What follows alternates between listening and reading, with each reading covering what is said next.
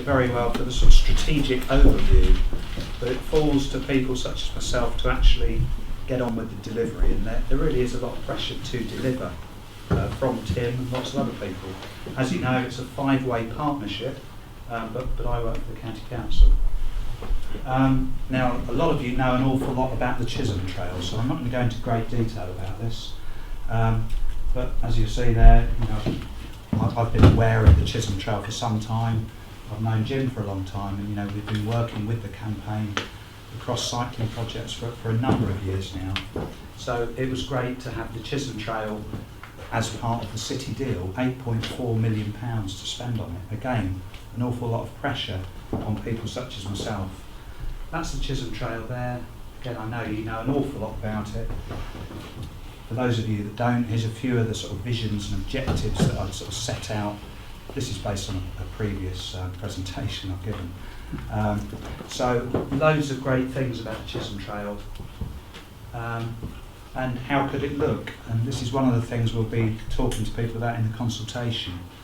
I think we've all got our own views. Some people might just want a sort of a metre-wide piece of earth across a common. Other people might want 10 metres of different coloured tarmac, white lines and all sorts of things. So I think this is one of the things we'll be asking at the consultation, and that'll be very interesting.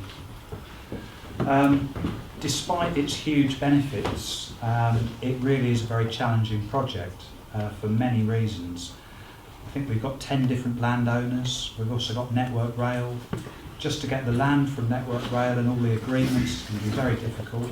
Even to work adjacent to the live railway line is going to be very difficult. We've got ecology issues, habitat, we've got issues around heritage buildings, Leper Chapel, we've got the open spaces, the commons, all manner of things. But as I say, it's such a fantastic project, we've got to have a go. Now, we have been working on the project for a number of years actually, and at times it felt like it wasn't really moving very well.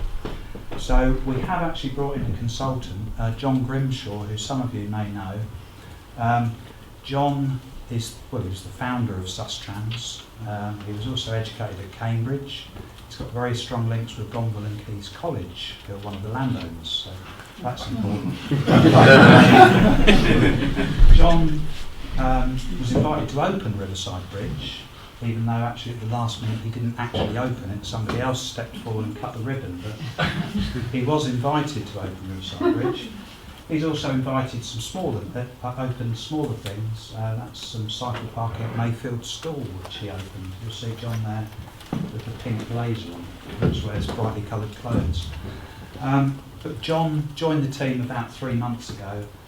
He immediately on day one went out, he walked the whole route, he jumped over fences, he climbed across railway lines, he got his tape measure out. I think Jim was holding the other end of it.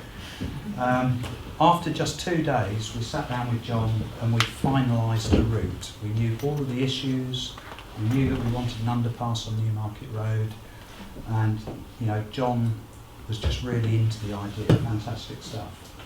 Within a couple of weeks, he then got a booklet to us, a 39-page booklet, I think, setting out the route with cross-sections, illustrations, maps, lots of text about historic buildings. It's the sort of thing you'd buy from a National Trust shop.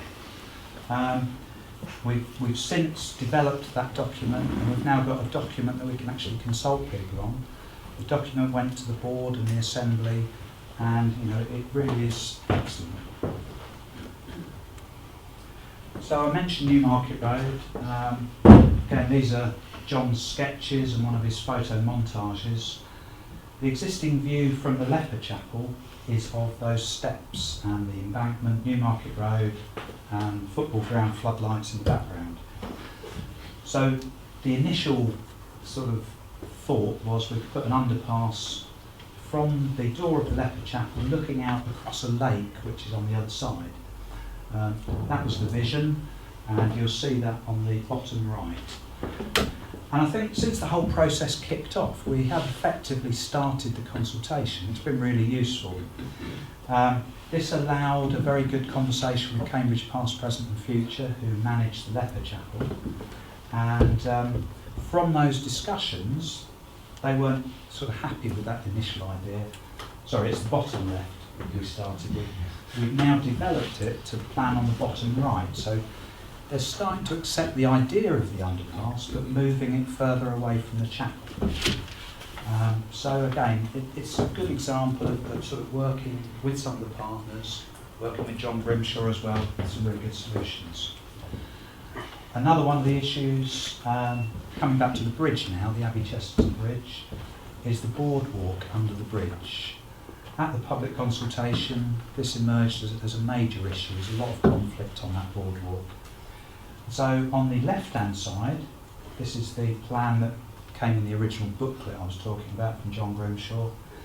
So it's looking to raise the boardwalk up so that rowing 8 oars can go underneath it, reducing the headroom slightly.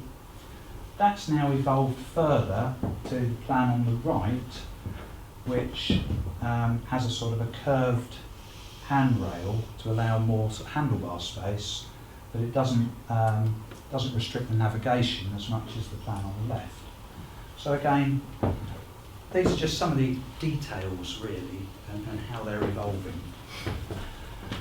Next steps for the Chisholm Trail, continuing to engage with Network Rail, having a lot of meetings with lots of different people in Network Rail. It's a huge organisation. They've got a property team, a development team, they've got people who work at the station, so we're working with them. The public consultation on the Chisholm Trail kicks off on the 19th of October. We'll probably have about 5 events, which will be Romsey, Petersfield, Abbey, possibly Coleridge. We're just finalising those dates at the moment, so please do look out for them. We're continuing to talk with the landowners along the route.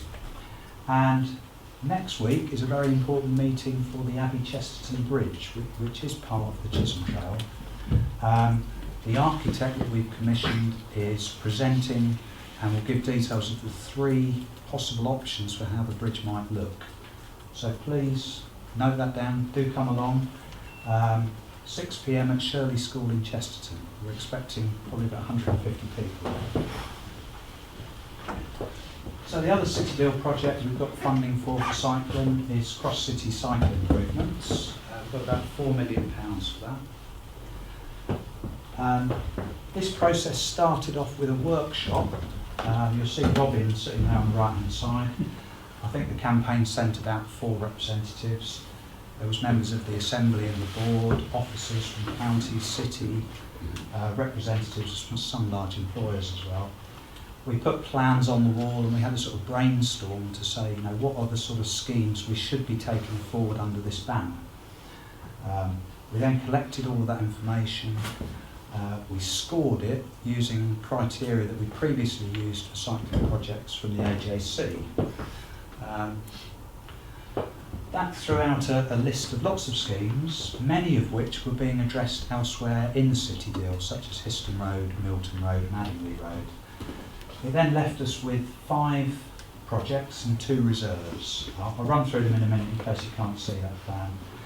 But again, trying to sort of look at the strategic picture of Cambridge, looking at the growth areas, the employment centres, where ought we to be improving cycling conditions to encourage people to cycle to work and make it generally more attractive. I'll just quickly run through those. That's Green End Road. Obviously Milton Road at one end of it, a large residential area, links to the station, lots and lots of road width there. It's fairly unusual. So there's grass verge, there's parking, there's wide footways, there's trees. Scope here to provide some sort of segregated cycle facilities on both sides of the road perhaps, whilst trying to also retain some parking, possibly put some new trees in. So that's one of the areas we'll be looking at. The other one is Allborn Road. So this is Arm, just about, I think it's going to planning committee tomorrow. Big expansion of the Arm site. Lots of people there who'd like to cycle there. Cherry Hinton Road, Queen Edith's Way, that sort of area. Not some of the best places to be cycling. A lot of those bits of road are already in our programme to improve, but Allborn Road wasn't. So again, quite a bit of width, hopefully scope to provide segregated cycle lanes there. And then Arbury Road. I think we've had a go at Arbury Road a few times unsuccessfully, and we've had a few little goes that are pretty poor. Lots going on in Arbury Road, secondary schools, shopping centres, big residential area. Quite a key route from the north of the city towards the station. So again, lots of scope to really try and improve that, make it a much better environment for cycling. Okay, so this is the link from Horningsea down into Fendit and then onto Newmarket Road. Again, one of these sort of untouched areas for cycling infrastructure. Lots of routes cross it, but some people have to use this road. Kids go to the school at Fendit and it's not a very nice place even to walk. So again, it's not an easy one, I have to say, but we have got funding to address this, to try and look at what space we have got. There's a steep bank in places. Are we able to sort of put a retaining wall in and put some more footway in that area? And Hills Road, Long Road, again, not an easy project, but an awful lot of people are cycling through that junction every day. We're working on Hills Road at the moment. Loads of people going to the Addenbrooke site, making that sort of diagonal manoeuvre there quite often. It isn't really catered for at all at the moment.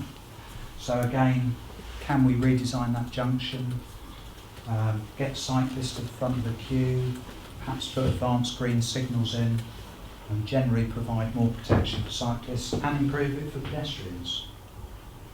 And so the next steps for that one, we're continuing to have stakeholder discussions. We had a meeting recently with the cycling campaign and various other groups. We've already commissioned topographical surveys. This will give us the sort of desktop information so we can start playing around with the rulers and see what sort of width we've got. We're developing options for a consultation in January and February, and then we'll be taking the results of that consultation to the Executive Board in April next year. So again, very tight timescales. We've really got to come up with some really good options and sort of take that forward. Okay. And that's the last slide.